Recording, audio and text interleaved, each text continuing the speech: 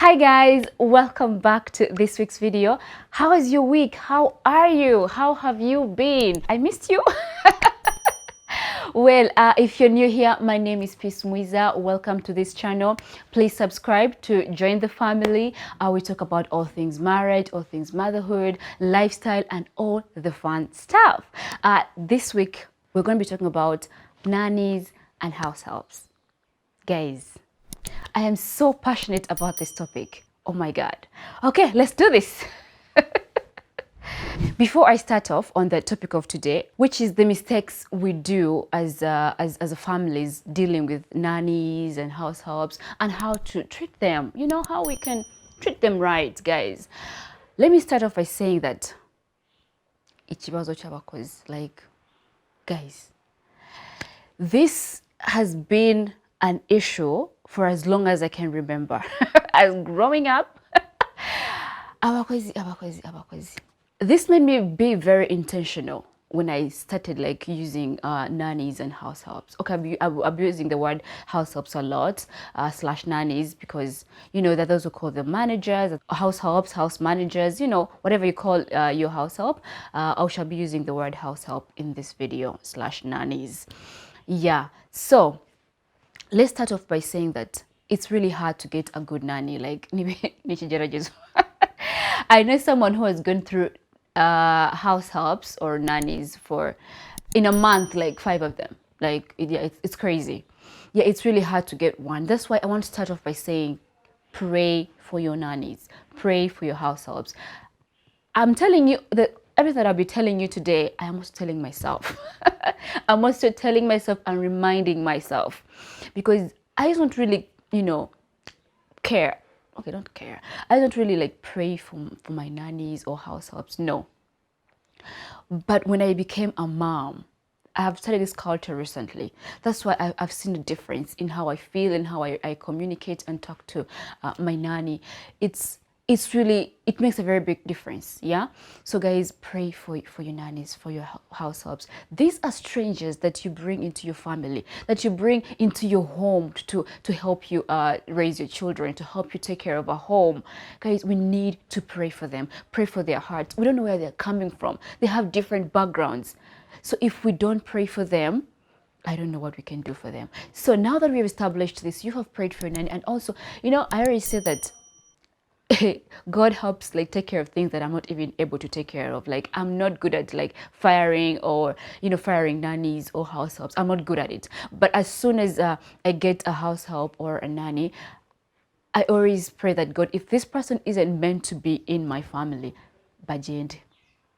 And I end up either baraji, they don't come back, or in the morning they have gone, things like that. So if you pray for these people and ask God to guide you to let the right person who is made for your family stay, and if they're not made for your family, let them go. Yeah, so now that we have established that, we have prayed for them, God has given us the right people and the right fit for our families.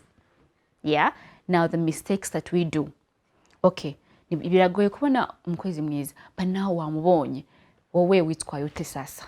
That's what we're going to be talking about today.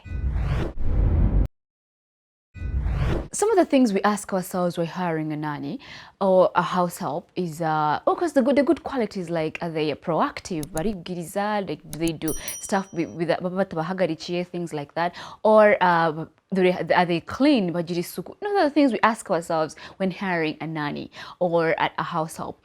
But these are the mistakes that we do. Mistake number 1, setting unhealthy boundaries. Setting boundaries is absolutely necessary, but there are unhealthy boundaries that we set for these guys. Like, it's unrealistic, yeah, to a human being. Like, okay, I like putting myself in the shoes of these people, of the nannies or the house helps when I'm hiring one. Like, how would I love to be treated in my workspace? These are the people that we live in our home to help us take care of our homes. For working moms, thank God for nannies, because I don't know how we can do it all without them. Yeah, they help us take care of our babies when we are away, at work, and all other engagements that we are in. So when you set unhealthy boundaries, like, who comes to Jurumana, but you're looking bread in the cupboards or sausages and all that. Like, guys, come on. Come on. Yes, get what's meant for them, give it to them, let them feel, like they are eating on what you are eating. Like, talking of eating, they prepare certain meals, like even if they're bakozi, even if they're the bosses of the house. Like, come on now, we can do better. I'm telling you, but I'm also telling myself, yeah, we can do better, because those are the things that make them have a umutima movie. You get, like, you maybe they have cooked chicken for the bosses that are eating beans. Like, come on. Or maybe your breakfast, they're not having any breakfast, and you're having a whole heavy setup breakfast. Like, those are things that I feel like, oh, they can't sit on the table with you when you're eating. What's wrong with that? Of course, there's sometimes it's not necessary, but I thank God I've been with my household for a while now, and I have learned as I go on how our relationship works. Like, there are things when it's just me and her, the thing we can sit and talk and have meals on the table together. Of course, when the other people are around, of course there's that the healthy boundaries again, but let's do better. Let's set healthy boundaries. The boundaries that we set that are limiting these guys to do their job, making them feel like outsiders, and yet they're the ones helping you, taking care of your home and your babies. Okay, the other mistake that we do as families is, yes, there's a word house help. They have come to help you, not the other way around. Yeah, I know there are of course benefits here, like you pay them, they help you, whatever. But guys, they are house helps. They help you. So if someone is helping you, it doesn't mean that you're sitting, crossing your legs, and letting them do everything. For example, when I come home, I take over. Like, what I mean by that is, I have been away the whole day. I haven't seen my baby for the most of the day. So when I'm home, I make it intentional to be the one like to take over from there. Like, she's not happy when she sees me coming home. She likes making this joke that no, you get it? Because she knows that she's like, whoa. But when there are some people who come home and instead of the house helps or the nannies being happy that they're home, they're like, oh, anyongereye akazi. You get it? So if they're helping us, we need to pitch in. They're in the kitchen cooking.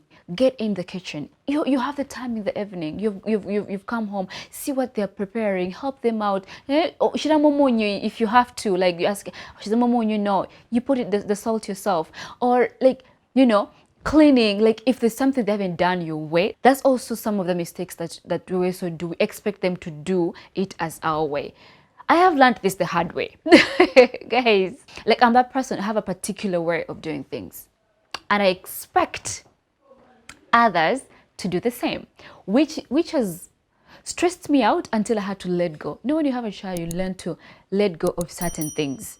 I feel like sometimes I have a problem, because if things are a little bit not the way I want, I tend to get to stress out. So if they can't do it for me, I'm gonna do it for myself. If she has cleaned, for example, and she has said something the way I don't maybe feel comfortable with it, I'll come back, or maybe help her in the process. Like, let's do this, let's do that. I am with her. I am involved. It also helps knowing that the things that I've bought, like how far they are, not sitting and waiting until they will tell you that this is over, this is over, this is over. It's so stressing. But if you're so involved, you know how much you're cooking. That also helps you manage your home, because these guys are here to help you make your life easy. But again, doesn't mean that you just sit and let them do everything. No, that is a mistake that we do. So we need to do better. We need to stand up. We need to take ownership of our homes. You're not letting everything be done by the house helps. Yeah? Okay. The other mistake that we do is not like behaving like they're outsiders. Why do I say this? Is these guys have been at home the entire day. They have no one to talk to. They've been indulged in your work, like this and that. You've left a whole to-do list. You get it? So when you come home, like, get to know them, like let them be your friends. Of course, healthy boundaries are necessary, but again, once in a while, like ask them how they're doing, ask them how was their day, what are the challenges they went through when you were away, like how are they doing, get to know them. Like they need a friend, because if they feel like they can talk to you, they are your friends, not really friends, but you know what I mean. That they can tell you about anything. It's easy for you to have a healthy relationship with them, because they will tell you what's bothering them. When they're moody, they will tell you this and that. You know, I like once in a while to check in with my nanny. When I get home, I'm like, how was your day? I say, well, what did the baby do? Like, did he sleep? Like, we have a chit chat, like a talk. It makes her feel like you value her effort in everything that she does. Because if you come, like, you don't even care what happened the whole day, you just come this and that, this and that. Like, yeah, she needs to also, the same way you feel like you want to vent. I'm that person. When something is bothering me, I like to vent. Like I'll then like sit my husband down. I'm like, babe, this and this and this and this. I'll vent. Oh, I'll call a friend. I'm like, I need to vent about something. Yeah. So it makes me feel better, because one day I came one day I came home and she was all moody. She was all, like, that. And instead of being like, hey, why aren't you doing this? Oh, why aren't you doing that? I like, hey, what is wrong? Are you okay? What happened? She's like, no, I'm fine. I'm just tired. And so taking us to another mistake that we do, we don't realize that they're human beings and they also get tired. We feel like because we pay them to do this job, they will mark you. These are the guys who work from very early in the morning till late in the night. For us, you know that if I'm going to work at 8, I'll be home by 4 or by 5. But for them, they don't have that time. They work throughout. So it's important to also know that they get tired and they need rest. Once a week, give them a day off if that's possible. Or over the weekend, like Musindahari, you can do whatever you want. You can rest. You can do everything. Like you can have your time. We call it me time. So they need that time too. So you know that they get tired and they need to rest. Also, the mistake that we do, we don't realize that they also get sick. They are human, guys. They are human. They get sick. Like one day, you see her like maybe slacking a little bit. You're like, eh, and all that. But instead of doing that, find out how are they feeling. I made it intentional for me to make sure I pay for my nannies health medical care. Like it's more the midway, it's cheap, guys. You know how we love the benefits of work, eh? You know how I love the benefits, like what are the benefits before you even sign that contract? You want to know what are the benefits, guys. Extend the benefits even to your employees. You get, like, I make sure I give her that money every year.